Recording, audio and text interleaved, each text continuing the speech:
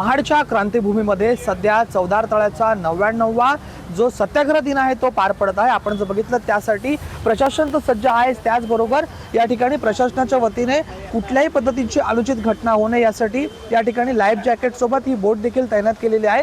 चौदार तळ्यामध्ये सध्या ही बोट जी आहे ती एकंदरीत गस्त घालत आहे। अनेक जे आंबेडकर अनुयायी असतील, भीम अनुयायी असतील, संपूर्ण राज्यभरातून, देशभरातून, जगभरातून या ठिकाणी या चौदार तळ्याला अभिवादन करण्यासाठी या ठिकाणी आलेले आहेत। त्या ठिकाणी कुठलाही अनुचित प्रकार होऊ नये यासाठी ही जी लाईफ जॅकेटसह बोट जी आहे ती तैनात केलेली आहे। आपण जर बघितलं तर सुरक्षेसाठी महाराष्ट्र पोलिसांसोबतच राज्य राखीव पोलीस दल देखील आहेत, त्याचबरोबर महसूल प्रशासन आहे, त्याचबरोबर समता दल देखील या ठिकाणी कार्यरत आहे। संपूर्ण राज्यभरातून समता दलाची जी टीम आहे ती या ठिकाणी आलेली आहे। एकंदरीत आपल्यासोबत काही समता दलाचे इथे जे आहे ते कर्मचारी, त्यांच्याशी आपण बोलूया।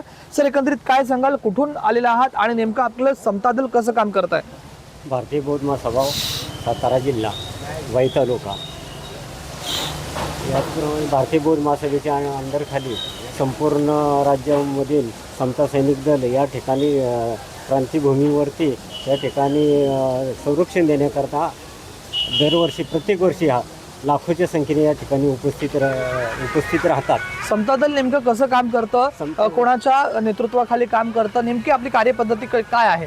डॉक्टर भीमराव आंबेडकर यांच्या नेतृत्वाखाली समता सैनिक दल हे संपूर्ण देशामध्ये, संपूर्ण राज्यामध्ये कार्यरत राहतं।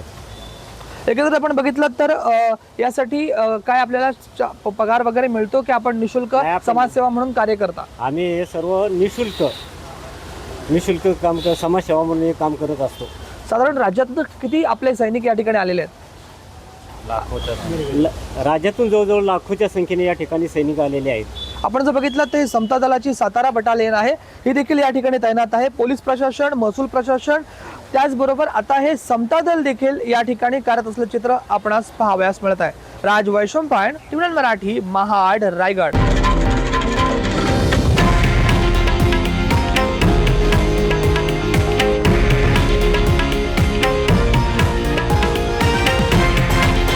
हे आहे देशातील नंबर 1 न्यूज नेटवर्क आणि आपण पाहत आहात TV9 मराठी, एकमेव।